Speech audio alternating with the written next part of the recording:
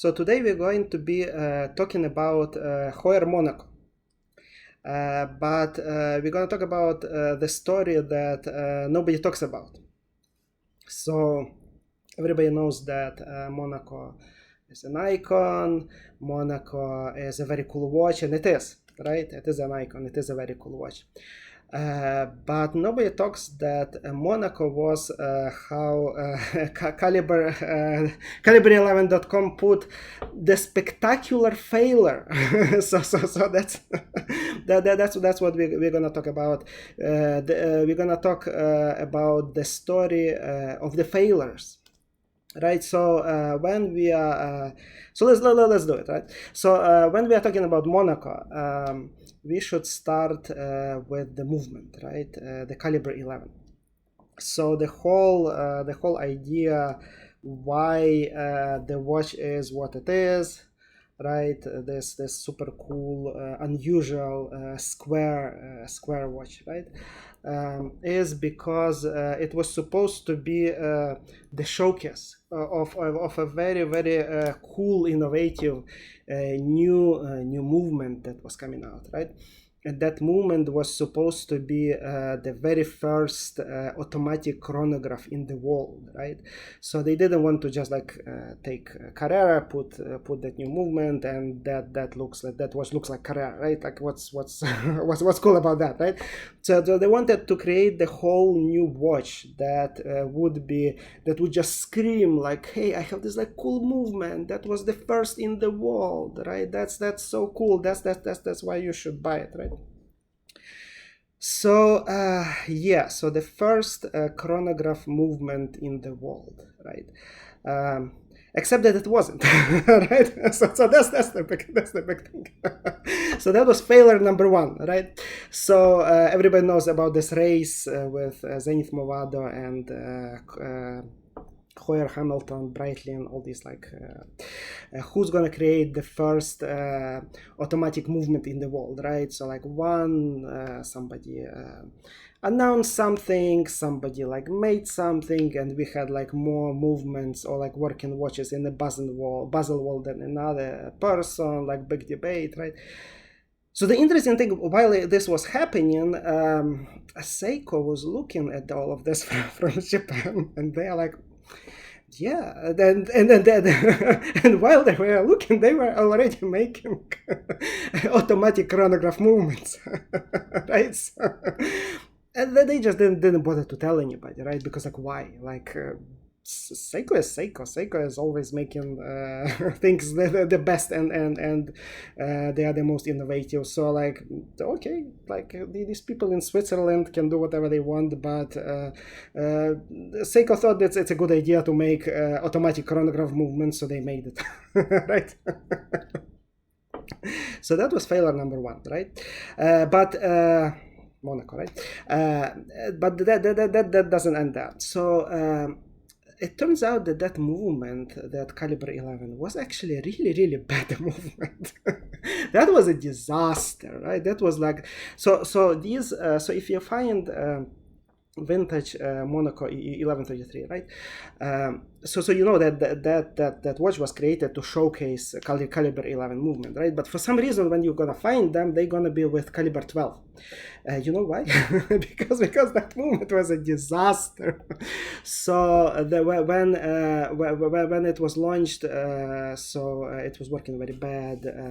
It had to be fixed. Like in a few months, they released 11i. With kind of like very quick dirty fix, because the watches were running too fast, right? And after that they moved to 12. After that that also didn't live long. There was this like 15, I think, and not that long since that time. They actually started making Monacos with the old school hand wound Valjoux movements. and like proper movements, because that movement was like really bad. And if you compare it to what Zenith Movado did, right, so they created this El Primero movement, the movement which was actually very well designed, the movement which doesn't even it's not like just a good automatic chronograph, or like chronograph movement like that. The El Primero is considered one of the best watch movements in the world. Like they were making watches for like 50 years with that movement. Rolex was using it. That's and by the way, you know what El Primero means? The first. Anyway, Caliber 11, horrible movement. That's one of the reasons why you should actually not get vintage Heuer Monaco, is because of that movement. And if you're considering vintage Monaco, you probably should. So like I would personally get the one of the later ones in with Valjoux movements, because that's a solid movement, right? But that Caliber 11, 12, whatever, this is just disaster. Another thing, what happened is, this is not a racing watch, right? So you think it's a racing watch, but it's not a racing watch. So this was created as a watch for architects, right? There is no tachymeter scale. This is not like how you do racing if there is no tachymeter scale, right? That was supposed to be a watch for architects. Right, so I don't think there was a single architect who actually bought that watch. Right, like if you architect and you bought Monaco for yourself in early 70s, let me know. Let me know in comments. Yeah, so after that they got this kind of weird association with racing, so they kind of positioned it more like a racing watch, which it isn't a racing watch, but they failed to make it as intended watch for architects. So we probably should also talk about Steve McQueen and racing and Le Mans, right? So everybody knows that this watch is associated with Le Mans, the movie, and with Steve McQueen. It wasn't a good movie, like it was a bad movie. And so Wikipedia, so it was very poor. The movie itself was very poorly. So people didn't like it. Wikipedia calls it a box office flop. That movie was actually so bad financially that it almost ruined Steve McQueen financially. Right, he had this idea that he's gonna relaunch his career. He put like a bunch of money into that movie, and it was a disaster. It ruined his marriage. That was such a failure, that Le Mans movie, right? You don't really, like, if you want to associate your watch with the movie, like you want to associate with something like, I don't know, like Breakfast at Tiffany's, like Terminator 2, like Aliens, right? You don't want to associate you with movie like Le Mans, right?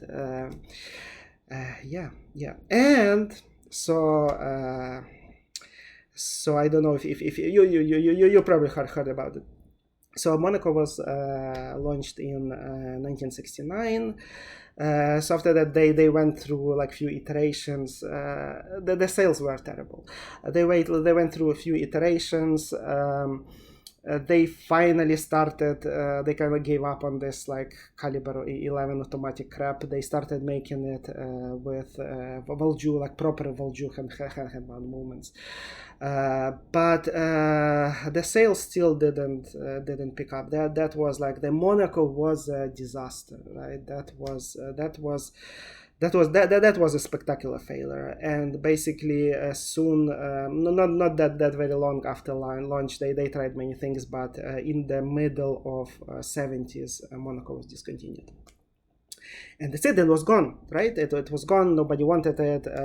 Everybody forgot about it. The price of vintage Monacos went to, so before TAG actually relaunched the reissue of Monaco. The price of this was like a few $100. Like nobody really wanted them, nobody really liked them, nobody knew about these watches, and basically the company who actually made Monaco an icon, right? That's not Heuer. Right, that was TAG, right? So TAG relaunched Monaco in '90s. After that, they made this reissue. By the way, thank you to Sierra. You should check out her channel, Watches with a Woman. I'm gonna put the link somewhere here or over here. So click that link and visit her channel.